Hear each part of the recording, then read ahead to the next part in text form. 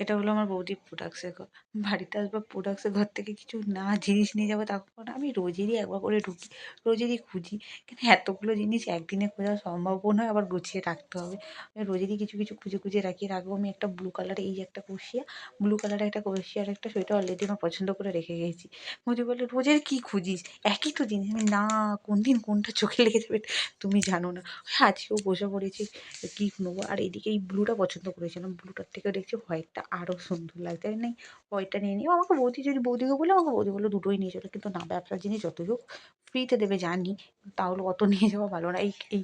এই কালারটা আমার, ব্রাউন কালারটা আমার খুব পছন্দ হয়ে গেছে। যাই হোক এদিকে খুঁজছি, এদিকে সব থেকে বিরক্ত লাগে সব খুঁজে বার করে আবার সব প্যাকেটিং করে জিনিস জায়গায় রাখতে হবে, যতই বিক্রি করবে। যদি থেকে আমি ডলা পাক্কে রেখে দিয়েছি, আমার বৌদিও আমাকে মারবে।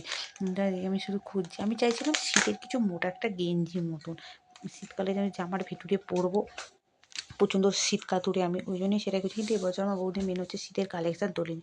কালেকশান তুললে আমাকে এত খুঁজে বার করতে হলো না, যেটা দেখতাম সেটাই পছন্দ হয়েছিল। যাই হোক এদিকে আমি দেখছি কোনটা নেওয়া যায়, কোনটা নেওয়া যায়। আমি ইচ্ছে করছিলো অনেকগুলো ওয়েস্টার্ন ড্রেসই পছন্দ হয়েছে, ও যেহেতু ওয়েস্টার্ন ব্যবসা করে, অনেকগুলো ওয়েস্টার্ন কালেকশান পছন্দ হয়েছিল, কিন্তু না, আমার শ্বশুরবাড়িতে ওয়েস্টার্ন বেশি চলে না, এই জন্য ওয়েস্টার্ন কম, আমার আমার অকাতের জামা খুঁজছে না। যাই হোক, আর এদিকে বসে বসে চিন্তা করছি কোনটা নেওয়া যায়। এদিকে আমি এত, মানে এখানে দেখতে পাচ্ছি কত জামার লাট, একটা টানলে আর একটা পড়ে যাচ্ছে।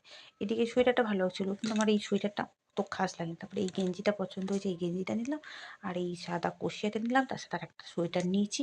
আর সোয়েটারটা একটু আমার ফিটিংসে একটু ওভার সাইজ, ওই সেলাই মেরে পরে নেবো আর কি।